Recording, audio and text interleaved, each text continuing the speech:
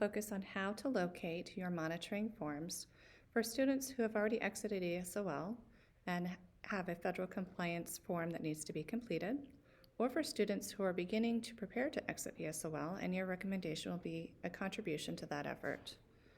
First steps are to log into Ellevation. Go to Students in the upper left-hand corner, click there.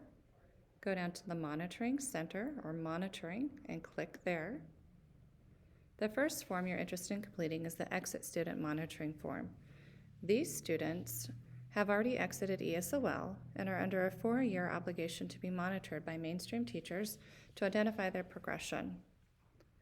We have a K-5 form or a 6-12 form, so you'll need to select the form that is for your grade level before proceeding. At that time, you'll need to check the due date. The due date for the current marking period is February 18th, but there's a possibility you still have forms on December 3rd. We ask that you review all due dates for this school year to ensure that this has been done to meet federal compliance. We'll go ahead and work in the February 18th marking period at this time, and there should not ever be a need to work from the needs monitoring area. We should always be working from the assigned forms area. So once you've selected your grade, your due date, you'll select assigned forms.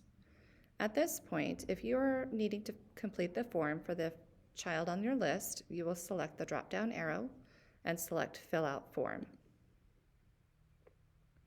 You will then select a response to each of the questions about how they are reading, how they are writing, what are their grades in your class without language modifications, and the recommendation for monitoring. Should the student continue to be monitored, or do we need to reevaluate their progress and return them to ESOL services? If you do select R, we ask that there are comments and you will be contacted for next steps in reevaluating or determining the placement of that child.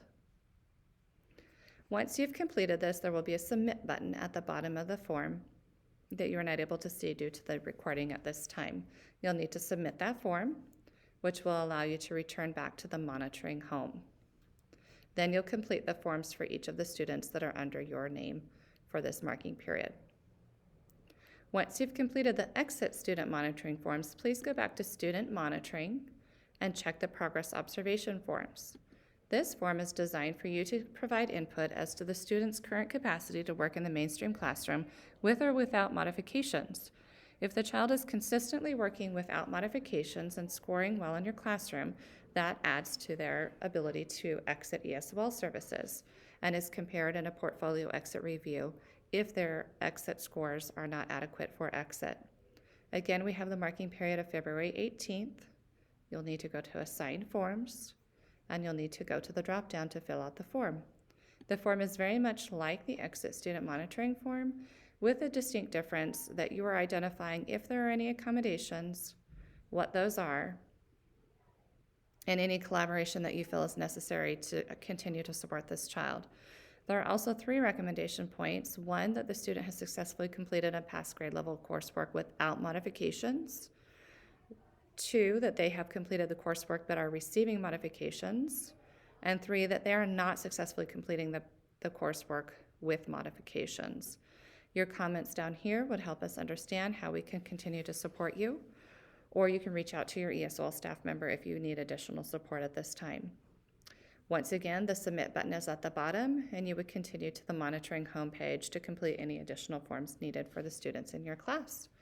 Once again, if you need help with any of this, please don't hesitate to reach out to your ESOL team or contact Cora Murphy at sjsd.k12.mo.us.